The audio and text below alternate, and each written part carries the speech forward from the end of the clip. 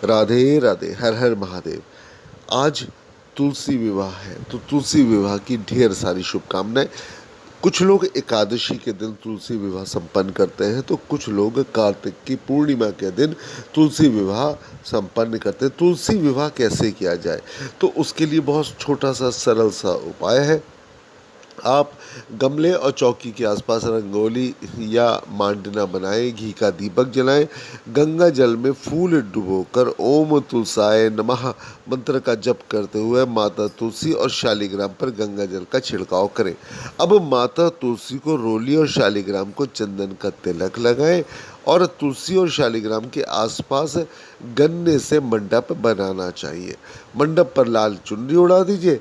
अब तुलसी माँ को सुहाग का प्रतीक साड़ी से लपेट दें अथवा चुन्नी से लपेट दें और उनका वधू दुल्हन की तरह श्रृंगार करें।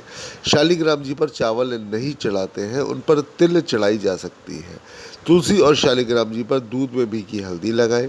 शालिग्राम जी को पंचामृत से स्नान कराने के पश्चात उन्हें पीला वस्त्र पहनाएं।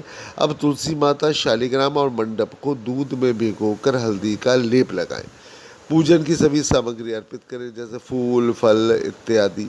और कोई भी व्यक्ति पुरुष शालिग्राम को चौकी सहित गोद में उठाकर तुलसी की साथ परिक्रमा कराए और तुलसी और शालिग्राम को खीर और पूड़ी का भोग लगाए।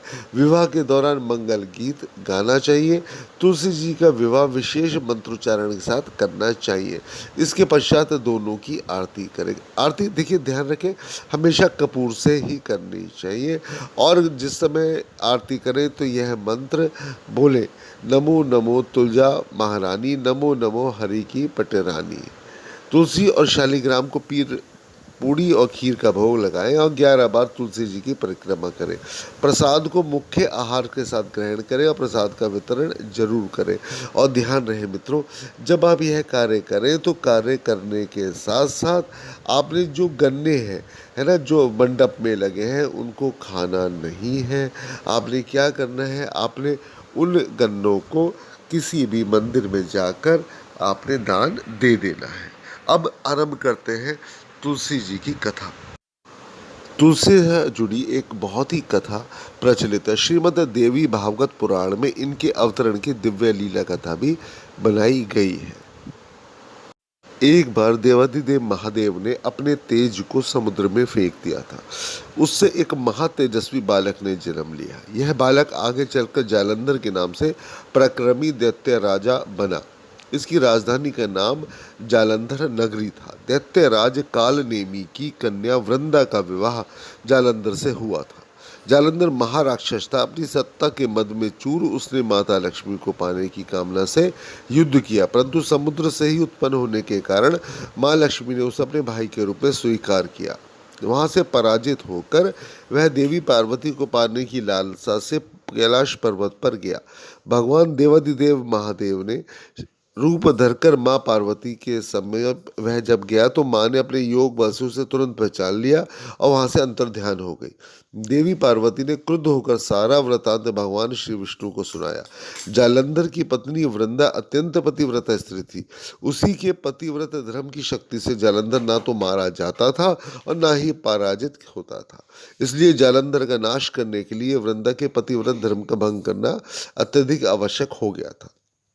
इसी कारण भगवान श्री विष्णु ऋषि का वेश धारण करके वन में जा पहुंचे, जहां वृंदा अकेली भ्रमण कर रही थी। वृंदा के साथ भगवान के साथ दो मायावी राक्षस थे, जिन्हें देखकर वृंदा भयभीत हो गई। ऋषि ने वृंदा के सामने पल भर में दोनों को भस्म कर दिया। उनकी शक्ति देखकर वृंदा ने कैलाश पर्वत पर महादेव के साथ युद्ध कर रहे अपने पति जालंधर के बारे में पूछा। ऋषि ने अपने माया जाल से दो वानर प्रकट किए। एक वानर के हाथ में जालंधर का सिर था तथा दूसरे के हाथ में धड़। अपने पति की यह दशा देखकर वृंदा मूर्छित होकर गिर पड़ी। होश में आने पर उन्होंने ऋषि रूपी भगवान से विनती की कि वह उसके पति को जीवित कर दे।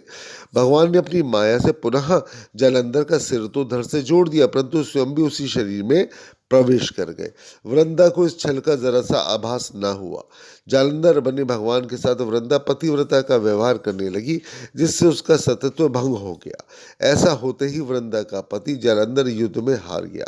इस सारी लीला को जब वृंदा का पता चला तो उसने क्रुद्ध होकर भगवान श्री विष्णु को शिला होने का श्राप दिया तथा स्वयं सती हो गई।